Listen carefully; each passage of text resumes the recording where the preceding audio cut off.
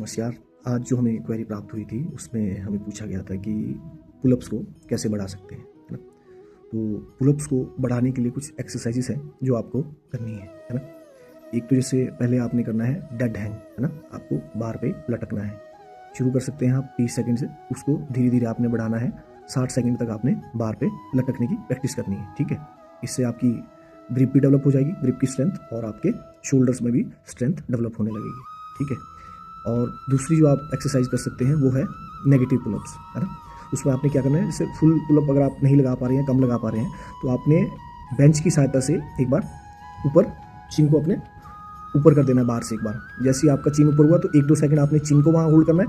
उसके बाद जब आप नीचे आएंगे, जैसे नेगेटिव रेंज ऑफ मोशन में आप नीचे की तरफ आएंगे पुलअप में, तो उसमें आपको बहुत स्लो आना है। 5 से 10 सेकंड तक आपने धीरे धीरे धीरे कोशिश करना है, पूरा कंप्लीट करना है पुलअप को नेगेटिव रेंज में, ठीक है।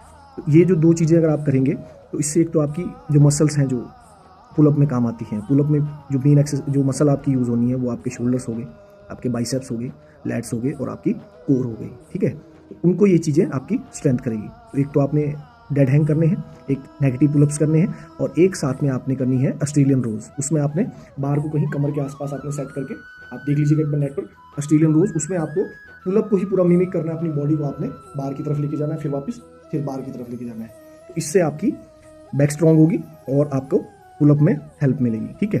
दूसरा, थोड़ा सा आपने अपनी टेक्निक पे ध्यान देना है। जैसे पुलअप के लिए जो ग्रिप रहेगी वो रहेगी आपकी जो शोल्डर लेंथ पे, जहाँ पे आपके हाथ रहेंगे उससे 2 से 4 इंच आप बाहर की तरफ को पकड़े, तो आपको ईजी रहेगा पुलअप परफॉर्म करना, ठीक है। दूसरा, आपने कोर को अपने टाइट रखना है। जब भी आप पुलअप्स परफॉर्म करेंगे तो आपने अपनी कोर थोड़ी सी टाइट रखनी है, ठीक है। और पुलअप्स को बढ़ाने के लिए एक आपने जो बोलते हैं हमारा प्रोग्रेसिव ओवरलोड पे आपने फोकस करना है। प्रोग्रेसिव ओवरलोड में मतलब जैसे मान लीजिए अगर आप 4-4 पुलअप के 3 सेट लगा पा रहे हैं, तो अगले हफ्ते आपने कोशिश करना है उसको धीरे धीरे बढ़ाना है। मतलब अगर 4-4 के 3 सेट लगा पा रहे थे तो 4-4 के 4 लगाने हैं, ठीक है। वो नहीं करने, अगर आपने सेट 3 ही लगाने हैं, उसमें जो रैप रेंज आपने 4 की रखी हुई थी तो उसको 5 करना है ना।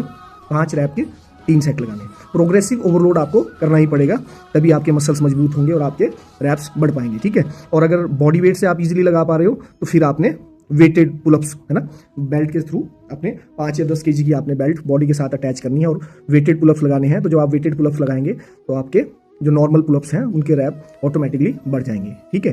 तो इन चीज़ों का आपने ध्यान रखना है। और जैसे मैंने आपको बताया, आपके शोल्डर्स, लैट्स और कोर, बाइसेप्स ये मजबूत रहने चाहिए। तो कंपाउंड एक्सरसाइज पे आपने फोकस करना है। जब ये चीज़ें स्ट्रॉन्ग रहेंगी तो ऑटोमेटिक आपके पुलअप की जो रेंज है वो बढ़ जाएंगे।